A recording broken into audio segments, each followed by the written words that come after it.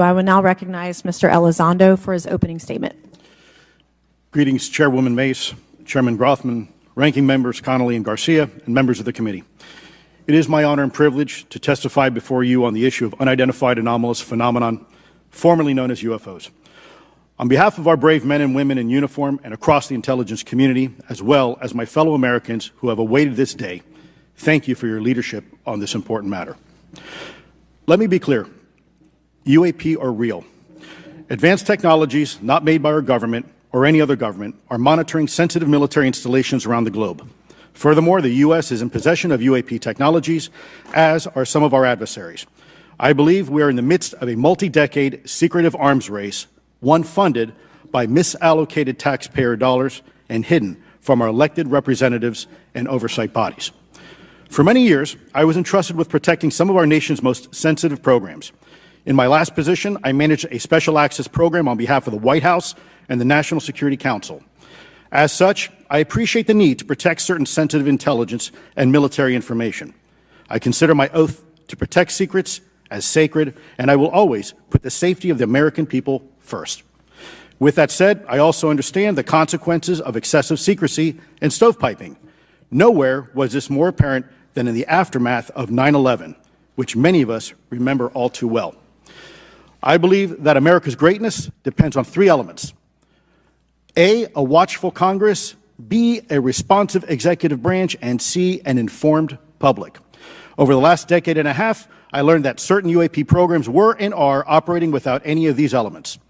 Although much of my government work on the UAP subject still remains classified, excessive secrecy has led to grave misdeeds against loyal civil servants, military personnel, and the public, all to hide the fact that we are not alone in the cosmos.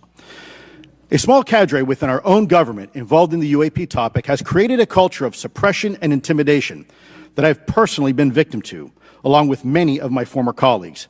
This includes unwarranted criminal investigations, harassment, and efforts to destroy one's credibility. Most Americans would be shocked to learn that the Pentagon's very own Public Affairs Office openly employs a professional psychological operations officer as the singular point of contact for any UAP-related inquiries from citizens and the media. This is unacceptable. Many of my former colleagues and I have provided classified testimony to both the Department of Defense and the Intelligence Community Inspector General, and many of us have subsequently been targeted by this cabal with threats to our careers, our security clearances, and even our lives.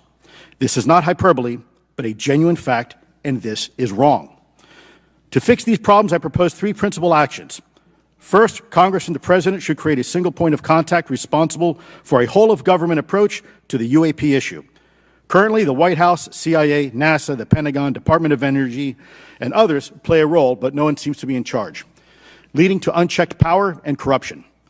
Second, we need a national UAP strategy that will promote transparency and help restore the American public's trust at a time when the public's trust is at an all-time low. This strategy should include a whole-of-government approach, including the academic and scientific communities, the private sector, and our international partners and allies. Third, Congress should create a protected environment so whistleblowers desperate to do the right thing can come forward without fear. As it currently stands, these whistleblowers suffer because of stigma, a code of silence, and concerns about retaliation. These whistleblowers should be encouraged to come forward in ways that protect them against any forms of retaliation. Policies and procedures should ensure that protection, and for those who refuse to cooperate, it is up to the members of this committee and the other lawmakers to wield their subpoena power against hostile witnesses and prevent additional government funding to those UAP efforts that remain hidden from congressional oversight. In closing, we as Americans have never been afraid of a challenge. In fact, we thrive on them, whether it's eradicating polio or going to the moon. We don't run from a challenge, we take it head on.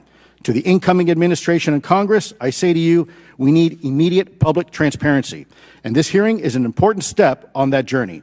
If we approach the UAP topic in the same way as we, as Americans, have met other challenges, we can restore our faith in our government institutions.